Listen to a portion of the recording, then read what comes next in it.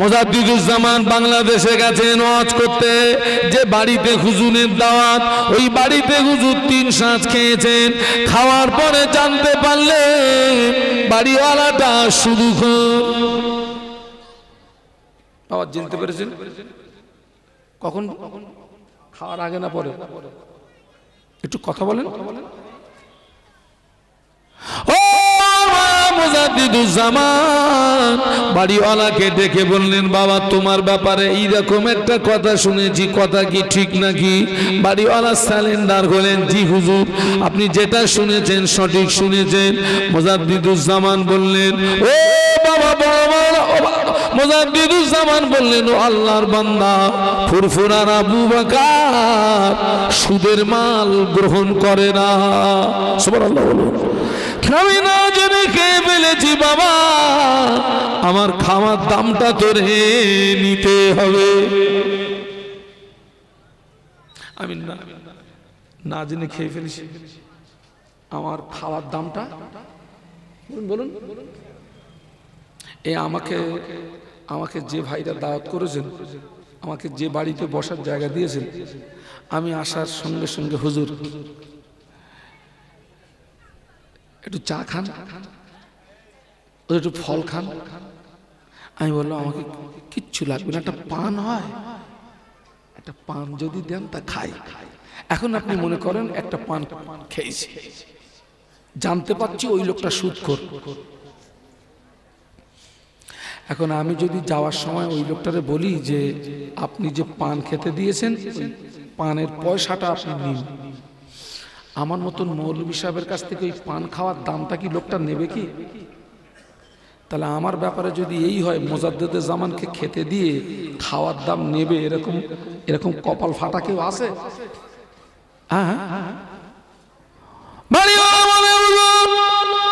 আপনি আমাকে লজ্জা দেবেন না হুজুর, আপনি আমাকে শরম দেবেন না।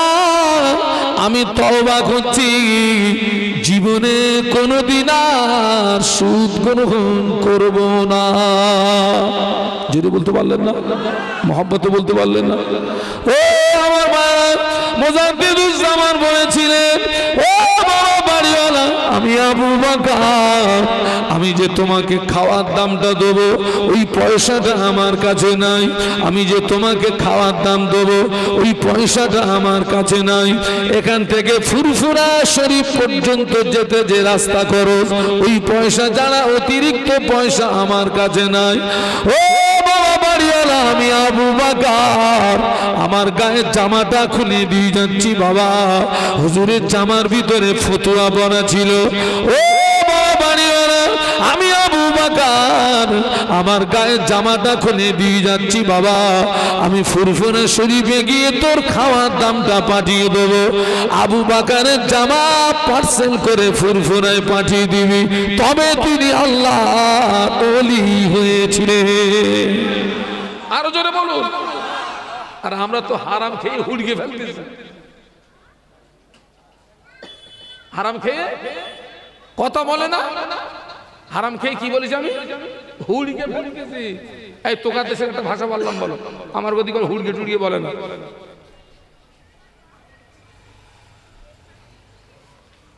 আমরা তো হারাম খোর অধিকাংশ।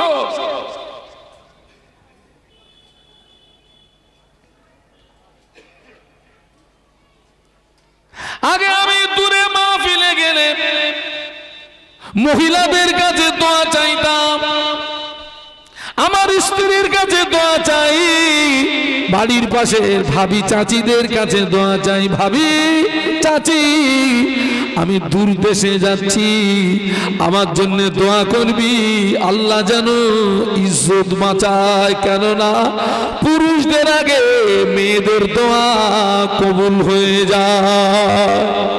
একটু জোরে বলুন। পুরুষদের আগে মেয়েদের দোয়া কবুল হয়ে যায়। কারণ হলো দোয়া কবুলিয়াতের 1 নম্বর শর্ত হলো হালাল রুজি খাওয়া। দোয়া কবুল হওয়ার 1 নম্বর শর্ত কি বলেছি? আমার চেয়ে আমার বউটা কিন্তু হালাল খায়। এখন আপনি মনে করেন আজকের আমার প্রথম দাওয়াত হচ্ছে খড়গাছি, এখান থেকে আমি আরেক জায়গায় যাব। এখন আমি এখানে আমি এসে ওয়াজ না করে ডাকাতি করে বাড়ি গেছি। আমার বাড়ির লোক জানবে কি হুজুর ওয়াজ করে এসে মাল যা এনেছে সব কমিটির ছেলেরা দিয়েছে, এই মালটা আমার স্ত্রীর জন্য হালাল, আমার জন্য কি? তবে আমার স্ত্রী যদি জানে যে মাল ডাকাতি করে এসে, তাহলে স্ত্রীর জন্য কি? এই জন্য আমি যখন দূরে মাহফিলে যেতাম, রাজস্থানে মাহফিলে গিয়েছি, ত্রিপুরায় মাহফিলে গিয়েছি, আহমেদাবাদে মাহফিলে গিয়েছি, হায়দ্রাবাদে মাহফিলে গিয়েছি, মহারাষ্ট্র নাগপুরে মাহফিলে গিয়েছি, বাংলাদেশে মাহফিলে গিয়েছি। আমি যখন ওই দূরে দূরে মাহফিলে যাই, বিবির কাছে দোয়া চাই, বিবি দোয়া করবি, আমার জন্য দোয়া করবি, আল্লাহ যেন ইজ্জত বাঁচায়। ভাবিকে বলেছি ভাবি দোয়া করবি, আল্লাহ যেন ইজ্জত বাঁচায়। চাচিরে বলেছি চাচি দোয়া করবি, ইজ্জত যেন বাঁচায়, কেননা ওরা হালাল খোর, হালাল খোর, আমার চেয়ে ওরা হালাল খোর। এখন আমি আর মেয়েদের কাছে দোয়া চাই না, কেননা এখন অধিকাংশ মহিলারা ডবল হারাম খোর।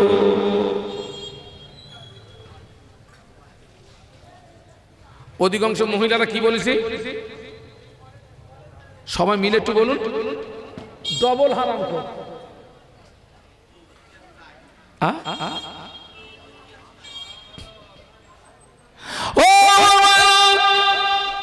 এখান থেকে 10 বছর 20 বছর আগে সুদের এত প্রভাব ছিল না।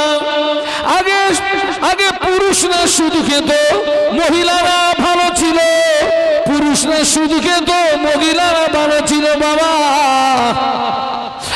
আগে দেখতাম গরিবরা সুদ খেত, ধনীরা ভালো ছিল, গরিবরা সুদ খেত, ধনীরা ভালো ছিল। এখন দেখছি গরিবের চেয়ে অধিকাংশ ধনীরা পাকা পাকা সুদ খোর। গরিবরা তবু কিয়ামতের ময়দানে একটা কথা বলতে পারবে, আল্লাহ অভাবে তাড়নায় সুদ খেয়ে ফেলেছি, আল্লাহ অভাবে তাড়নায় সুদ খেয়ে ফেলেছি। ধনীরা যারা সুদ খাচ্ছে ওদের কি জবাব দেবে? ওদের বলতে গেলে বলতে হবে, আল্লাহ মাল বাড়াতে গিয়ে কিছু খেয়ে ফেলেছি, গুদম পেটা বাড়ি চলবে না, চলবে না।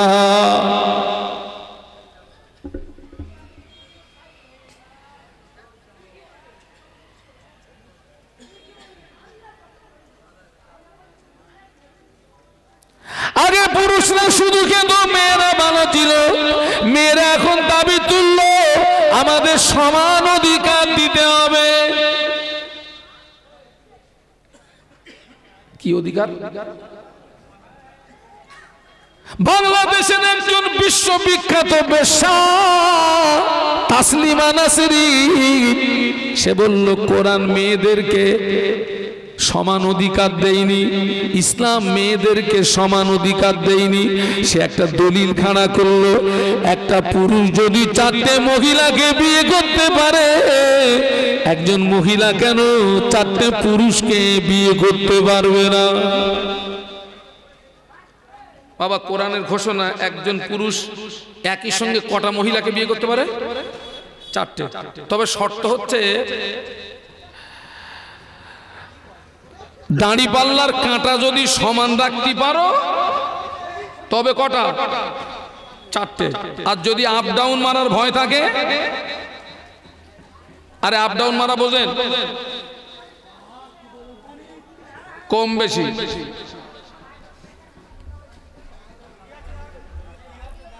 আগে তাসলিমা নাসরিন বলল ইসলাম মেয়েদেরকে অধিকার থেকে পিছিয়ে রেখেছে, নারীদের সমান অধিকার দিতে হবে। বাবা এখন আমি আপনাদেরকে বলি, একটা পুরুষ যদি 4টে মহিলাকে বিয়ে করে, 4টে মহিলার গর্ভ থেকে যে বাচ্চা ভূমিষ্ঠ হবে, বাপ বলতে কি, বাপ চিনতে কি তাদের অসুবিধা হবে?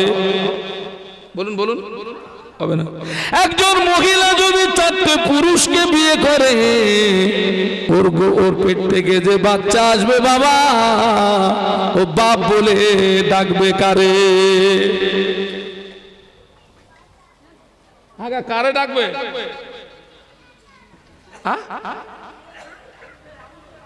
একজন মহিলা যদি 4টে পুরুষকে বিয়ে করে, ওই মহিলার গর্ভ থেকে যে বাচ্চা আসবে বাপ বলবে কারে? তো কার প্রোডাকশনে তৈরি জানবে কিভাবে? আগে মেয়েরা ভালো ছিল, পুরুষরা সুদ খেত, মেয়েরা ভালো ছিল। পুরুষরা চিন্তা করছে বাবা আল্লাহর যে বান্দা 1 টাকা সুদ খাবে, বাবাজি সুদের 70 প্রকারের গুনাহ। সবচেয়ে বড় গুনাহ হলো আল্লাহ আল্লাহ নবীর সঙ্গে যুদ্ধ ঘোষণা করা, আর সবচেয়ে ছোট গুনাহ হলো নিজের মায়ের সঙ্গে জেনা করা। বাবাজি সুদখোর যদি বিনা তওবায় মারা যায়, কিয়ামত পর্যন্ত কবরের আগুন বন্ধ হবে না।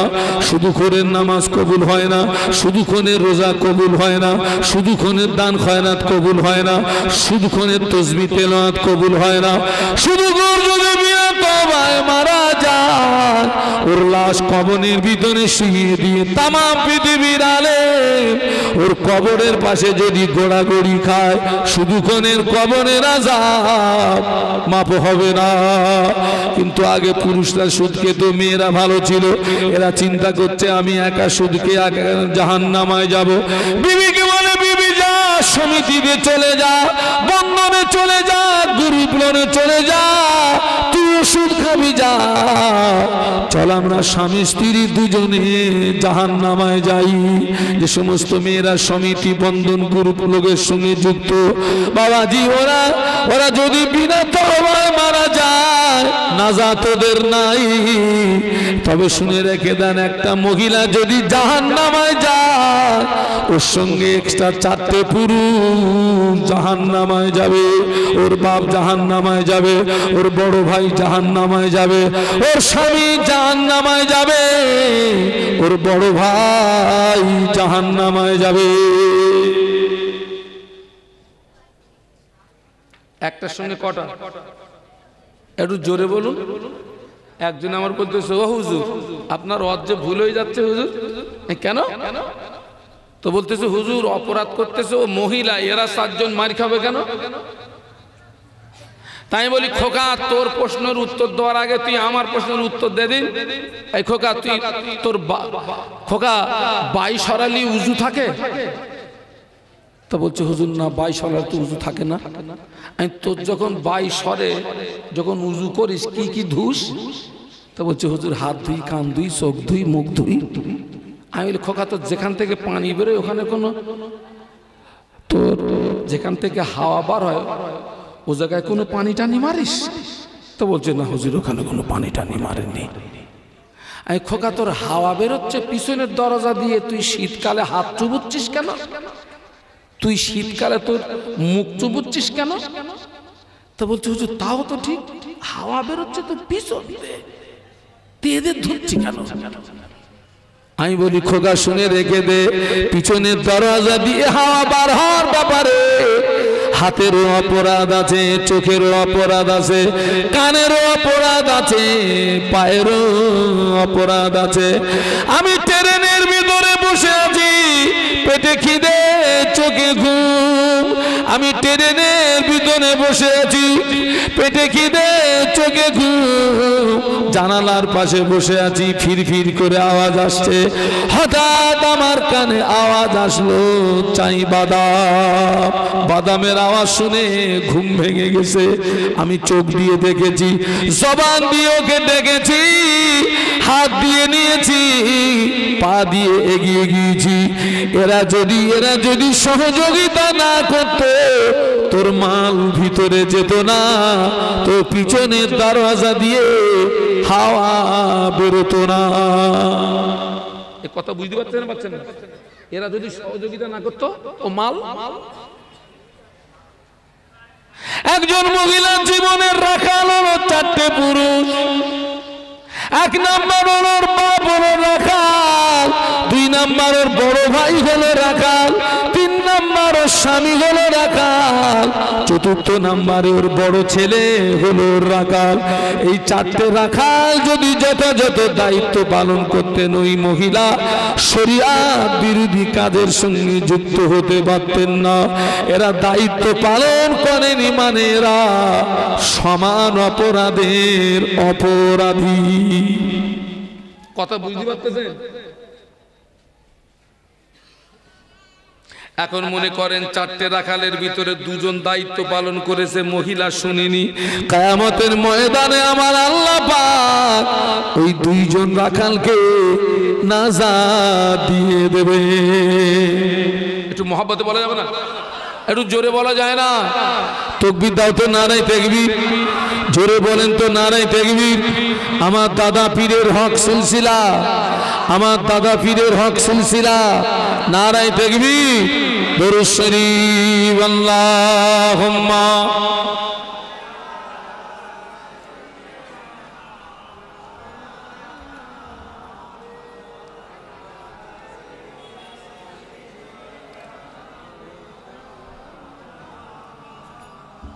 এতগুলো মানুষ জোরে জোরে পড়েন আল্লাহুম্মা সাল্লি আলা।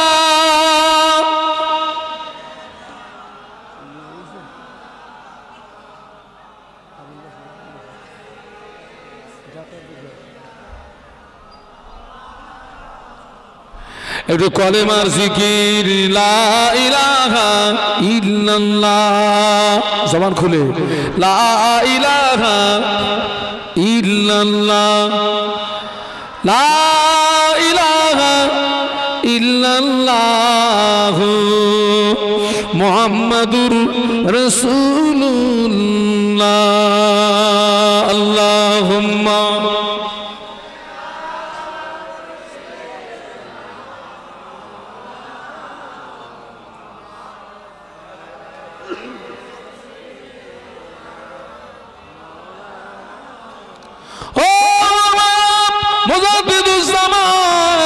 সুদের মাল না জেনে খেয়ে ফেলেছিলেন বলে গায়ের জামাটা খুলে দিয়ে এসেছিলেন। তার প্রধানতম খলিফা আল্লামা রুহুল আমিন রহমাতুল্লাহ আলাইহি, উনি দাওয়াত নামায় লিখতেন, ডাল আলু ভর্তা পছন্দ করে থাকি, সুদের মাল পরেশ করে থাকি। ডাল আলু ভর্তা, ডাল আলু ভর্তা পছন্দ করে থাকি, সুদের মাল লঙ্কা ঝাল থেকে পরেশ করে থাকি। ইতি মুহাম্মদ রুহুল আমিন, তবে তিনি আল্লাহর ওলি হয়েছিলেন।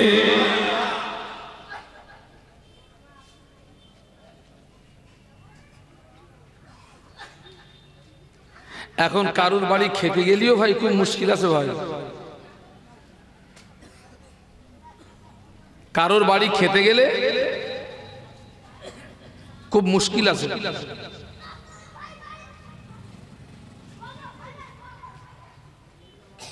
আমি কোন কথা বোঝাতে গিয়ে এই পর্যন্ত এসেছি, খাজা আজমিরি রহমাতুল্লাহ আলাইহি, মুজাদ্দিদে জামান দাদা হুজুর পীর রহমাতুল্লাহ আলাইহি, আল্লামা রুহুল আমিন রহমাতুল্লাহ আলাইহি, সুফি ফতে আলী ভাইসি রহমাতুল্লাহ আলাইহি, এনারা সকলে মানুষ, আমরাও। কিন্তু আসমান জমিন পার্থক্য, আসমান জমিন পার্থক্য। ও আল্লাহ নবী, আল্লাহ নবী, আল্লাহ নবী যখন পৃথিবীর জমিনে আসলেন, ওই সময় মক্কার নিয়ম ছিল মায়েরা বাচ্চাদের দুধ পান করাতো না। দুধ পান করানোর জন্য ধাত্রী পাওয়া যেত, ওই ধাত্রীরা নিয়ে যেত, তাদেরকে উপঢৌকন দিতে হতো। হালিমাতুস সাদিয়া আম্মা জান হালিমাতুস সাদিয়া রাদিয়াল্লাহু আনহা বলেন, আমি যেদিন শিশু মুহাম্মদকে কোলে নিয়েছিলাম, আমার যেন মনে হচ্ছিল আসমানের চাঁদ আমার কোলে ধরা দিয়েছে। আম্মা জান হালিমাতুস সাদিয়া বলেন আমি শিশু মোহাম্মদকে কোলে নেওয়ার সঙ্গে সঙ্গে আমার দুটি স্তন দুধে ভরে গেল। আমি যে উঠে আমার বাড়ির উটগুলো তাদের স্তন দুধে ভরে গেল। আম্মা হালিমাতুস সাদিয়া বলেন আমি আমার ডান স্তনটা শিশু মোহাম্মদের মুখে দিয়েছি। শিশু মোহাম্মদ তুই সুন্দর করে আমার দুধ পান করেছেন, তৃপ্তি ভরে আমার দুধ পান করেছেন। হালিমাতুস সাদিয়ার একটি সন্তান ছিল যে হলো রাসূলের দুধ ভাই। আম্মা হালিমাতুস সাদিয়া বলেন আমি শিশু মোহাম্মদকে আমার বাম স্তন যতবার দিয়েছি শিশু মোহাম্মদ ততবার মুখটা ঘুরিয়ে নিয়েছে, যতবার বাম স্তন মুখে দিয়েছি ততবার মুখটা ঘুরিয়ে নিয়েছে। শুধু তাই নয়, আম্মা হালিমাতুস সাদিয়া বলেন শিশু মোহাম্মদ শুধু মুখটা ঘুরিয়ে নেয় না, চোখের ইশারায় যেন আমাকে বলছেন ও মা হালিমা আমি মোহাম্মদ পৃথিবীর জমিনে ভাইয়ের হক মারার জন্য আসি নাই, আমি মোহাম্মদ পৃথিবীর জমিনে ভাইয়ের হক পাইয়ে দেওয়ার জন্য এসেছি।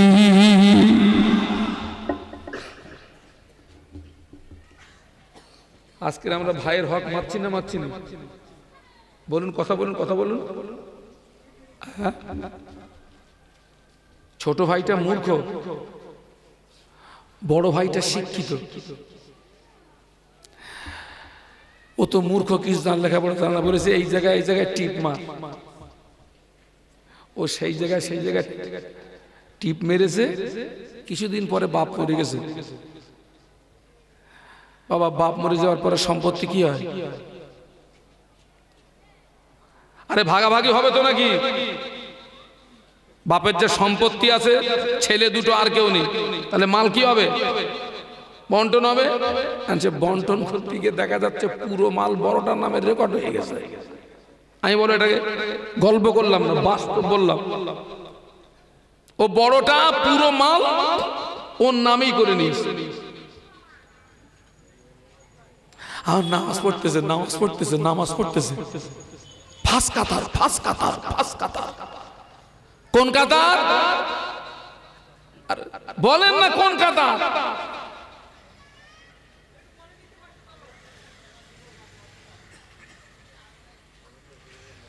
ভাইয়ের হক মেরেছো, প্রতিবেশীর হক মেরেছো, বন্ধু বান্ধবের হক মেরেছো, স্ত্রীর হক মেরেছো, ছেলের হক মেরেছো, মেয়ের হক মেরেছো।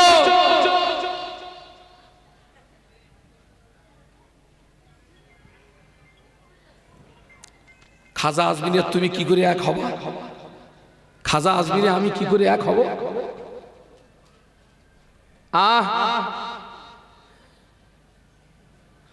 নামাজ বাদ দিয়ে কেউ আল্লাহর ওলি হয়েছে? বাবা একটু বলুন। নামাজ বাদ দিয়ে পৃথিবীর জমিনে কেউ আল্লাহর ওলি হয়েছেন? একটা রেকর্ড দেখান তো। এই দেখতো কে? আপনি একটা রেকর্ড দেখান তো যে নামাজ বাদ দিয়ে ওই ব্যক্তিটা আল্লাহর ওলি হয়ে গেছে। রেকর্ড নেই, রেকর্ড নেই। খাজা আজমিরি হুজুরের শানে মাহফিল দিয়েছি, ঠিক আছে। খাজা আজমিরি রহমতুল্লাহ আলাইহি আল্লাহর ইবাদতের ভিতর দিয়ে, আমলের ভিতর দিয়ে তিনি আল্লাহ হাসিল করেছিলেন। কিন্তু আমরা এখনো আল্লাহর ইবাদত থেকে অনেকটা দূরে থাকার কারণে আমরা আল্লাহ হাসিল করতে পারিনি, আমরা নবী হাসিল পারিনি। বাবা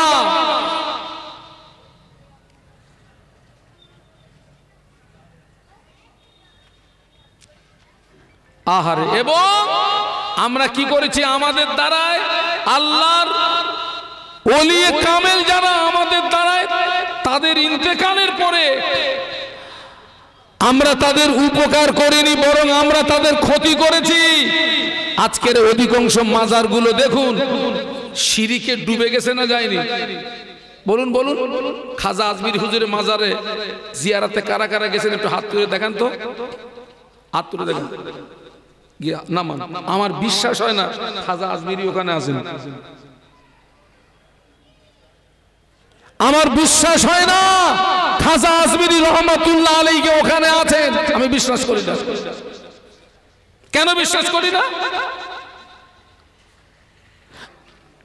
পর্দার আড়ালে অবস্থিতা আম্মা এবং বোনেরা, আল্লাহ পাকের দরবারে অসংখ্য শুকরিয়া, যিনি আমাদেরকে দয়া করে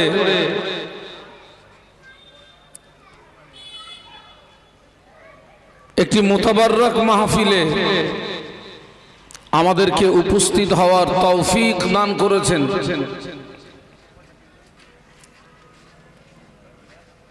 আমি তো অধিকাংশ মাহফিলে বলে থাকি, যে গ্রামে মাহফিল হয় ওই গ্রামের সব মানুষ মাহফিল পর্যন্ত আসতে পারেন না। যে গ্রামে মাহফিল হয় ওই গ্রামের সব মানুষ মাহফিল পর্যন্ত পৌঁছাতে পারেন না। কারণ অনেক মানুষ কঠিন কঠিন রোগে আক্রান্ত হয়ে, কেউ বাড়িতে, কেউ হসপিটালে, কেউ নার্সিং হোমে, চোখের দুই কিনারা দিয়ে পানি গড়িয়ে যায়, তারা হাহুতাশ করে, কান্নাকাটি করে। আল্লাহ পাক ইচ্ছা করলে আজকের আমাদের কঠিন কঠিন রোগ দিয়ে,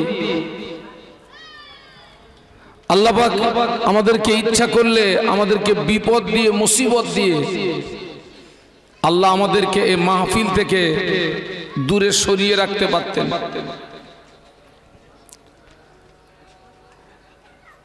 এখান থেকে দুদিন আগে আমার খুব একজন মহব্বতের মানুষ, আমার খুব মহব্বতের মানুষ, এবং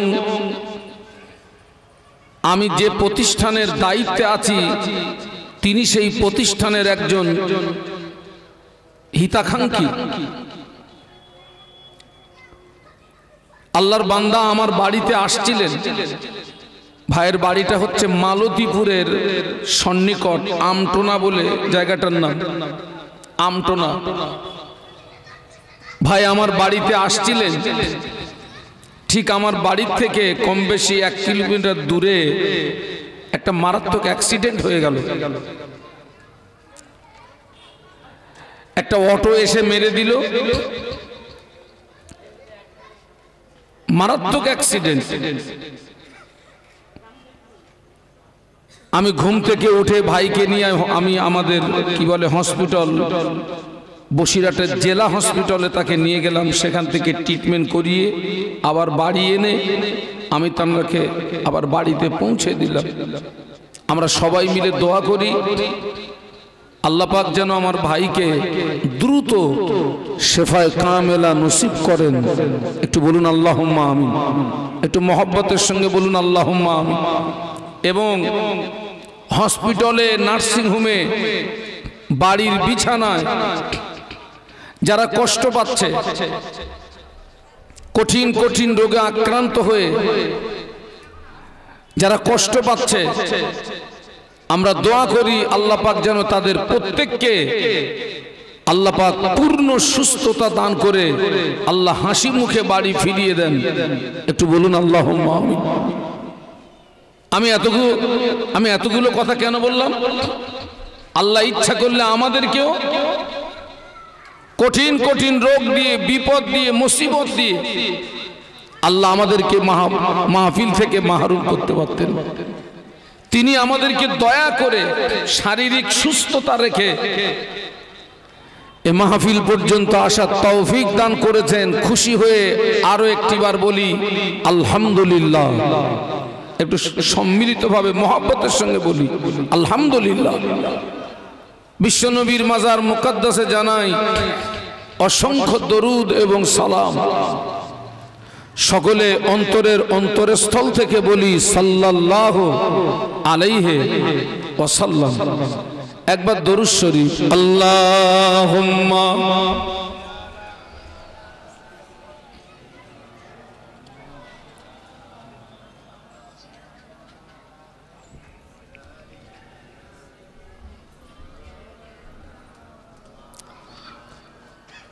আমি এই মাহফিল সম্পর্কে যতটুকু শুনেছি, আজকের এই মাহফিল আল্লাহ পাকের একজন মাহবুব বান্দার শানে আয়োজিত। তিনি হচ্ছেন যিনি আজমির শরীফের জমিনকে ধন্য করে শুয়ে আছেন, খাজা মাইনুদ্দিন চিশতি আজমিরি রহমাতুল্লাহ আলাইহি। আমি প্রথমত আপনাদেরকে বলবো, আজান হচ্ছে?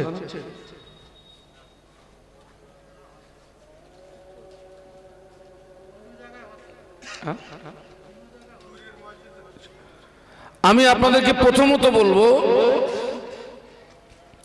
আল্লাহ রসুল বলেছেন আল মারউ মা মান আহাব্বা আও কামা ক্বালা আলাইহিস সালাম। আল্লাহ নবী বলেছেন পৃথিবীর জমিনে যার সঙ্গে আপনার ভালোবাসা থাকবে, মহব্বত থাকবে, কিয়ামতের ময়দানে তার সঙ্গে হাসর হবে। একটু বলুন সুবহানাল্লাহ।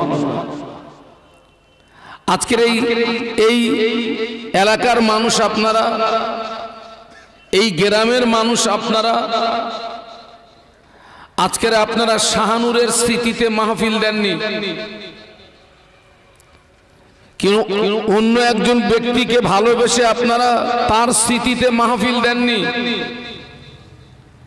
আপনারা আল্লাহ পাকের ওলিয়ে কামেল বান্দা,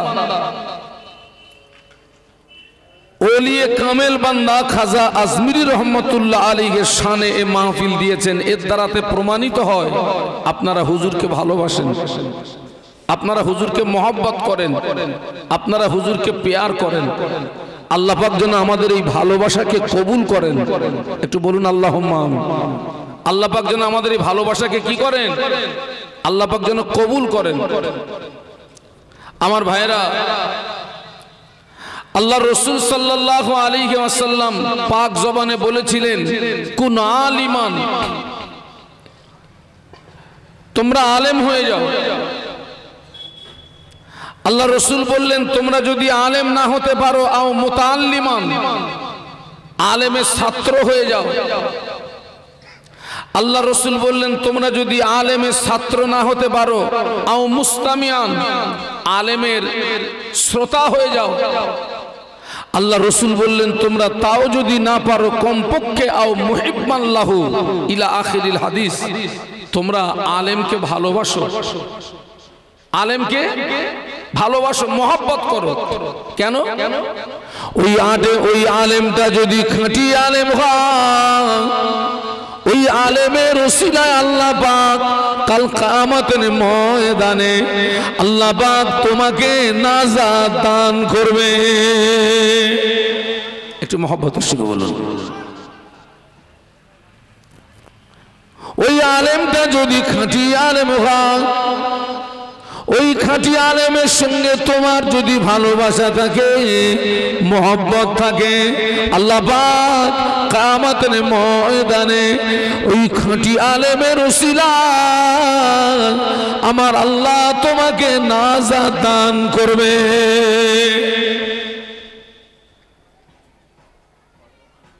আল্লাহ নাজাত দেবেন। এবং খাঁটি আলেমের এত দাম, একজন হাক্কানি আলেমের চেহারার দিকে তাকালে জীবনের সগীরা গুনাহ মাফ হয়ে যায়। একটু বলুন না সুবহানাল্লাহ। খাঁটি আলেম, হাক্কানি আলেম, খাঁটি আলেমের চেহারার দিকে তাকালে আপনার জীবনের সগীরা গুনাহ মাফ হয়ে যাবে। হাক্কানি আলেম, খাঁটি আলেম। আমার ভাইরা, খাজা আজমিরি রহমতুল্লাহ আলাইহি হচ্ছেন আল্লাহ পাকের ওলিয়ে কামেল বান্দা। তিনি যে আল্লাহর ওলি, এ ব্যাপারে কোনো সন্দেহ আছে? কোনো সন্দেহ নাই। কিন্তু আমার একটা প্রশ্ন, খাজা আজমিরি রহমতুল্লাহ আলাইহি তিনি মানুষ, আমরা কি? বলুন, আমরাও মানুষ। কিন্তু দেখুন এই দুটি মানুষের ভিতরে আসমান জমিন ডিফারেন্স, আসমান জমিন পার্থক্য। কেন বাবা এই দুটো মানুষের ভিতরে এত পার্থক্য কেন? খাজা আজমিরি রহমতুল্লাহ আলাইহি তিনি তো ফেরেশতা নন, খাজা আজমিরি রহমতুল্লাহ আলাইহি তিনি তো ফেরেশতা নন, তিনি তো মানুষ, আমরাও মানুষ। কিন্তু এই দুটি মানুষের ভিতরে আসমান জমিন পার্থক্য কেন? এ পার্থক্য হচ্ছে নিবেদিত প্রাণের পার্থক্য, এ পার্থক্য হচ্ছে আমলের পার্থক্য। আজকের এখানে আমরা যত মানুষ এসেছি আমরা সকলেই ঈমানদার, আপনিও ঈমানদার, আমিও ঈমানদার। আর একজন ঈমানদার হিসাবে জান্নাতে যাওয়ার আশা রাখা একান্ত প্রয়োজন। তবে জান্নাতে যেতে গেলে, জান্নাত পেতে গেলে জান্নাতের যিনি মালিক সেই জান্নাতের মালিকের সঙ্গে আমাদেরকে সুসম্পর্ক তৈরি করার প্রয়োজন আছে না নেই? আমার সঙ্গে একটু কথা বলতে হবে। আছে। জান্নাতের মালিক কে? আল্লাহ পাক রব্বুল আলামিন। তবে আপনি আল্লাহ পাকের একজন বান্দা হিসাবে, আমি আল্লাহ পাকের একজন বান্দা হিসাবে কোন মাধ্যম ব্যতীত সরাসরি কি আল্লাহর সঙ্গে সম্পর্ক স্থাপন করতে পারবো, সম্পর্ক তৈরি করতে পারবো না? একজন ব্যক্তিকে আমাদের মাধ্যম ধরতে হবে, তিনি হচ্ছেন বিশ্ব নবী মুহাম্মাদুর রাসূলুল্লাহ। বলুন সাল্লাল্লাহু। আল্লাহ পাক কোরআন শরীফের ভিতরে বললেন, কুল ইন কুনতুম তুহিব্বুনাল্লাহ ফাত্তাবিউনি ইউহিব্বুকুমুল্লাহ। একটু বলুন না আল্লাহু আকবার।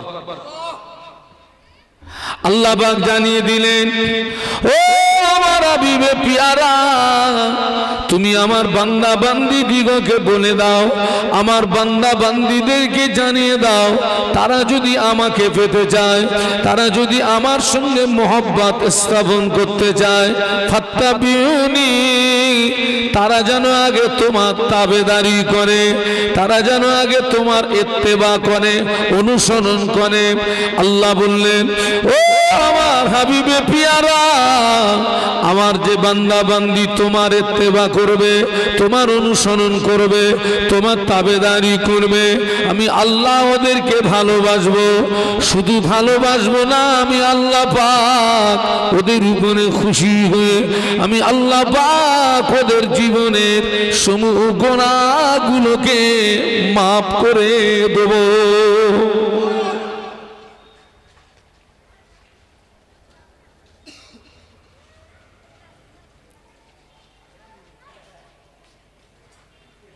তাম পৃথিবীর জমিনে যারা আল্লাহর ওলিয়ে কামেল বান্দা হিসাবে খ্যাতি সম্পন্ন লাভ করেছেন,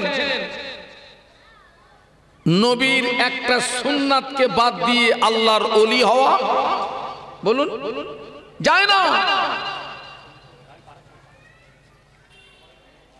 যারা পৃথিবীর জমিনে আল্লাহর ওলিয়ে কামেল বান্দা হিসাবে খ্যাতি সম্পন্ন লাভ করেছেন, তাদের জীবনটা ছিল সুন্নাতে রাসূল ভরা জীবন।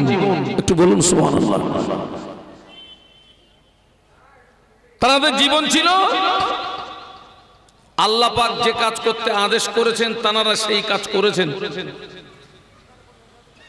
আল্লাহ আল্লাহর রাসূল যে কাজ করতে আদেশ করেছেন তারা সেই কাজ করেছেন। আল্লাহ আল্লাহর রাসূল যে কাজ করতে নিষেধ করেছেন তারা সেই কাজ থেকে জীবনকে পূর্ণাঙ্গভাবে হেফাজত করেছিলেন। একটু জোরে বলুন। সেই জন্য আল্লাহ তাদের ইজ্জত বাড়িয়ে দিয়েছেন, সম্মান বাড়িয়ে দিয়েছেন। কিন্তু আজকে লক্ষ্য করুন, আমরা বিশ্ব নবীর সঙ্গে কতটা সম্পর্ক তৈরি করতে পেরেছি। আমরা সেই আল্লাহ নবীর আদর্শ কতটা বাস্তবে রূপ দিতে পেরেছি? আল্লাহ পাক কোরআন শরীফের ভিতরে বললেন, লাকাদ কানা লাকুম ফি রাসূলিল্লাহি উসওয়াতুন হাসানাহ। আল্লাহ বললেন, আমি আমার হাবিব নবী মুহাম্মদ সাল্লাল্লাহু আলাইহি ওয়াসাল্লামকে তোমাদের কাছে উত্তম আদর্শের নমুনা করে পাঠিয়েছি। একটু জোরে বলুন, আর একটু জোরে বলুন।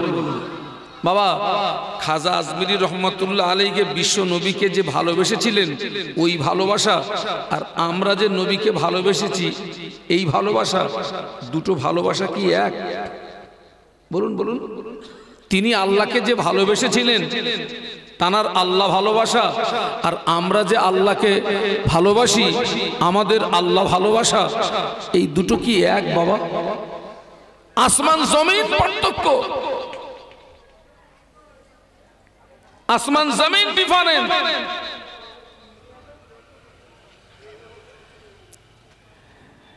এখানে আল্লাহ পাকের কোন হাজি বান্দা আছেন? আছেন কেউ?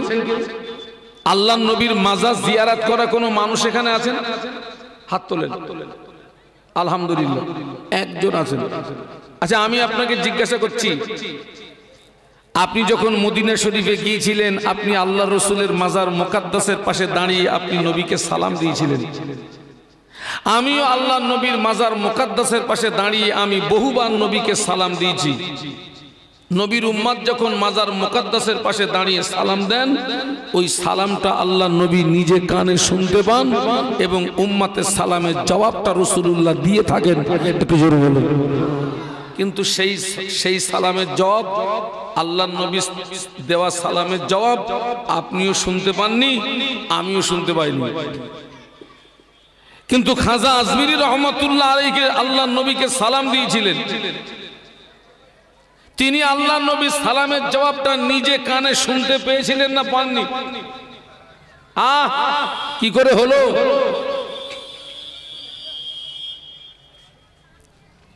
খাজা আজমিরি রহমাতুল্লাহ আলাইহির পীর হলেন হযরত উসমান হারুনি রহমাতুল্লাহ আলাইহি। কি নাম বলেছি? মুজাদ্দিদুজ জামানের পীর হলেন সুফি ফতে আলী ওয়াইসি রহমাতুল্লাহ আলাইহি। বসিরাটের আল্লামা রুহুল আমিন রহমাতুল্লাহ আলাইহি পীর হলেন মুজাদ্দিদুজ জামান দাদা হুজুর পীর কিবলা রহমাতুল্লাহ আলাইহি। ও আমার ভাইরা, খাজা আজমিরি রহমাতুল্লাহ আলাইহি ওনার পীর উসমান হারুনি রহমাতুল্লাহ আলাইহি একসঙ্গে আল্লাহ পাকের খানায় কাবাতে হজ পাকে গেলেন। আল্লাহর কাবায় পৌঁছে গেলেন, খানায় কাবা তওয়াফ করলেন, মাকামে ইব্রাহিমে নামাজ পড়লেন, জমজমের পানি পান করলেন, সাফা মারওয়া সাই করলেন, মিনা মুজদালিফা আরাফা অবস্থান করলেন। মক্কা থেকে হজের কাজ সমাধা করে মদিনা শরীফে যাচ্ছেন। আল্লাহ নবীর মাজার জিয়ারতের জন্য মদিনা শরীফে যাচ্ছেন। আল্লাহ নবী বলেছিলেন, মানজারা কবরি বাদা ওয়াফাতি ফাকান্নামা দারানি ফি হায়াতি। আল্লাহ নবী বললেন, আমি রাসূলুল্লাহ আমার ইন্তেকালের পরে আমার কবরটা যে জিয়ারত করলো, আমার মাজারটা যে জিয়ারত করলো, ওই ব্যক্তিটা যারা আমি রাসূলুল্লাহ আমার জীবিত অবস্থায় আমার সঙ্গে তার দিদার নসিবি হলো। একটু মহব্বতে বলুন। আল্লাহ রাসূল বললেন, আমার ইন্তেকালের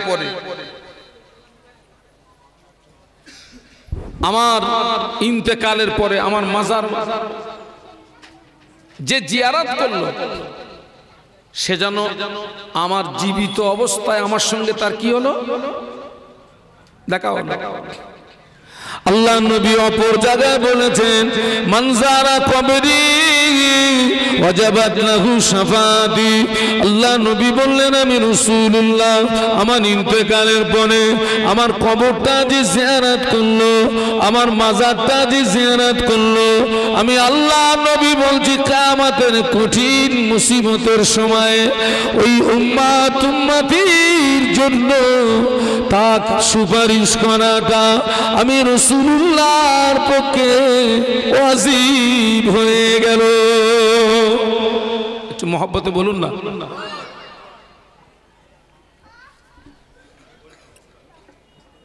ও আল্লাহর ওলি খাজা আজমিরি রহমাতুল্লাহ আলাইহি মক্কা শরীফ থেকে হজের কাজ সমাধা করে মদিনা শরীফে গেলেন।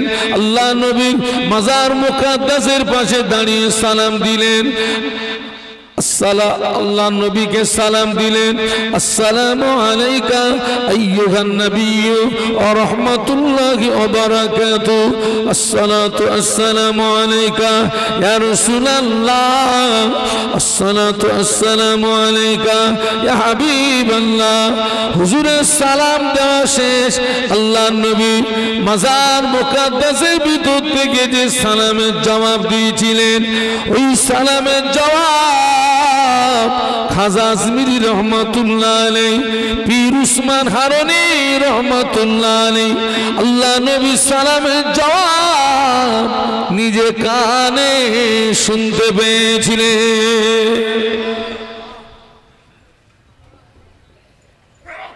আল্লাহ পাকের হাজী বান্দারা হজ পাকে যায়, বাড়ি এসে অনেক গল্প করে।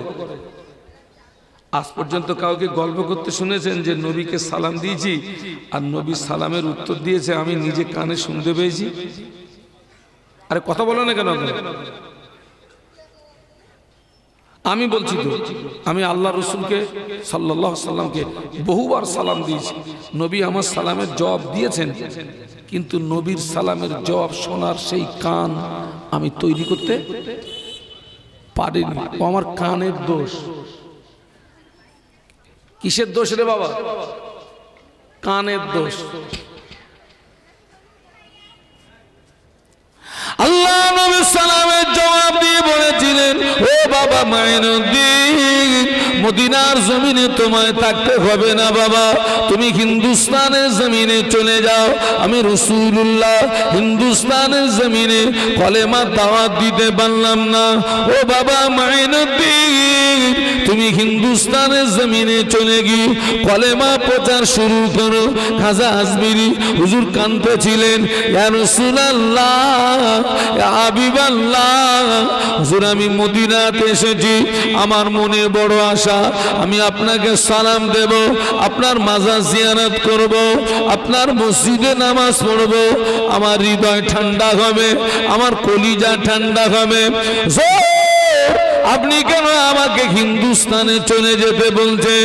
আল্লাহ নবী বলেছিলেন, ও বাবা মাইনুদ্দিন, মদিনার জমিনে যদি থাকো, আমাকে যদি সালাম দাও, আমার মাজার যদি জিয়ারত করো, আমার মসজিদে যদি নামাজ পড়ো, আমার দিদার যদি না পাও, তোমার কলিজা ঠান্ডা হবে নাকি?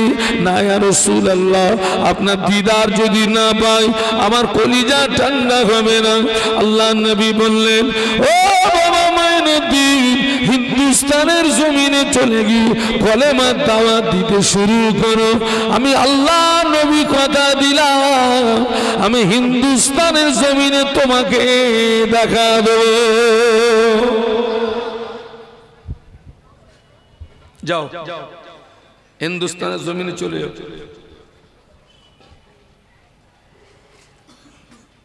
বাবা, এই হিন্দুস্তানের মাটিতে একটাও তখন কলেমা পড়া মানুষ বলুন ছিল না। এই ছেলেরা আমার দিকে তাকা, এই হিন্দুস্তানের জমিনে তখন একটা কলেমা পড়া মানুষ ছিল না। তারা আল্লাহ চিনতো না, নবী চিনতো না। কে চিনিয়েছেন? কে? আল্লাহ খাজা আজমিরি রহমাতুল্লাহ আলাইহি হুজুর আমার হিন্দুস্তান হিন্দুস্তানের জমিনে চলে আসলেন। এই হিন্দুস্তানের জমিনে তিনি 1000 2000 নয়, খাজা আজমিরি হুজুরের হাতে হাত দিয়ে 90 লক্ষ মানুষ ঈমান এনেছিল। আরো জোরে বলুন, 1000 2000 নয়, খাজা আজমিরি রহমাতুল্লাহ আলাইহির হাতে হাত দিয়ে এই হিন্দুস্তানের 90 লক্ষ দাতাল মাতাল দাতাল মাতাল দাতাল মাতাল আল্লাহর নবীর কলেমা পড়ে তারা মুসলমান হয়েছিল। 90 লক্ষ মানুষ। আমাদের দ্বারা কজন মুসলমান হয়েছে? আপনারা কি ইতিকাফের নিয়ত করেছেন নাকি যে হুজুর কথাটা তো বলবো না? যদি নিয়ত করে থাকেন তো ভেঙে ফেলেন। আপনি কজনকে মুসলমান বানিয়েছেন? বরং আমাদের দ্বারাই আরো ইসলামের কি হয়? ক্ষতি হয়।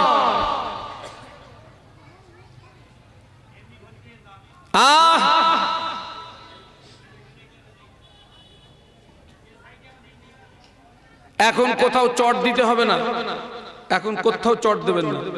এর ভিতরে যা জায়গা আছে এখন বহু মানুষ। ও আল্লাহর ওলি খাজা আজমিরি রহমাতুল্লাহ আলাইহি মনে যখন আসা যেত, আল্লাহ পাক আমি একটু নবীকে দেখব, নবীর নূরের চেহারাটা দেখব। মনে আসা জাগার সঙ্গে সঙ্গে আল্লাহর নবী খাজা আজমিরি রহমাতুল্লাহ আলাইহির সামনে হাজির হয়ে যেতে। আর একটু জোরে বলুন।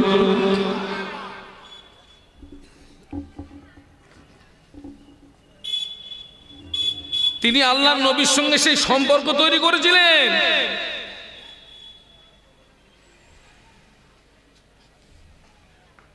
আল্লাহ নবীর একজন সাহাবী আল্লাহ নবীকে জিজ্ঞাসা করেছিলেন, ইয়া রাসূলুল্লাহ হাবিবাল্লাহ মাতা সা, হুজুর কিয়ামত কবে হবে? আল্লাহ নবী বললেন, ও বাবা সাহাবী, তুমি কিয়ামতের সংবাদ নিচ্ছ, কিয়ামতের খবর নিচ্ছ, কিয়ামতের জন্য কি অর্জন করেছো বলো? ওই সাহাবী বলেছিলেন, ইয়া রাসূলুল্লাহ আমি কিয়ামতের জন্য কিছুই অর্জন করতে পারি নাই, আমি কিয়ামতের জন্য কিছুই সঞ্চয় করতে পারি নাই, তবে আমি আল্লাহ আল্লাহ রাসূলকে ভালোবেসেছি। আল্লাহ নবী বলেছিলেন, ও সাহাবী তোমার দাবি যদি সত্য হয়, আমি আল্লাহ নবী বলছি আল্লাহ পাক কিয়ামতের ময়দানে ওই দাবি তোমাকে নাজাত করিয়ে দেবে। খাজা আজমিরি হুজুর আল্লাহ আল্লাহ রসুলকে ভালোবেসেছিলেন, কিন্তু ওই ভালোবাসা আর আমাদের ভালোবাসা দুটো এক না বাবা। আর চিলিচিয়ান না, এক না। আমরা ভালোবাসি মৌখিক, কিসে বলেছি? মৌখিক ভালোবাসি, প্র্যাকটিক্যালে না। অধিকাংশ মানুষ, সবার কথা বলবো না।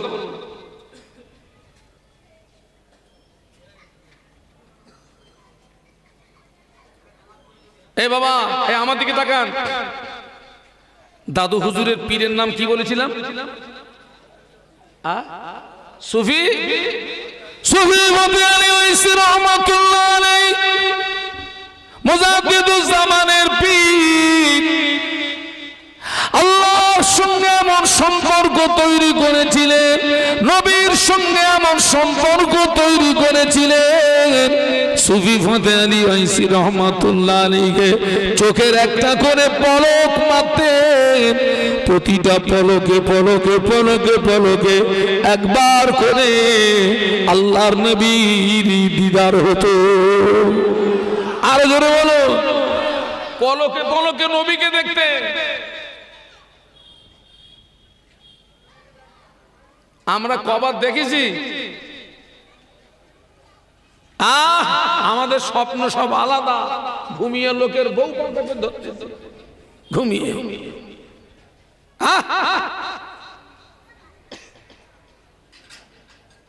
একটু দরুদ শরীফ আল্লাহুম্মা। এই ছেলেরা তোমরা রাস্তায় আছো কেন বাবা? মাহফিল এসো, এসো এসো, এখানে এসো, মা ভিতরে এসো। এই চলে গেলি বলো, গালাগালি দেবো বলো, ভিতরে এসো, ভিতরে এসো। জোরে জোরে দরুদ আল্লাহুম্মা সাল্লি আলা। মাশাআল্লাহ, মাশাআল্লাহ।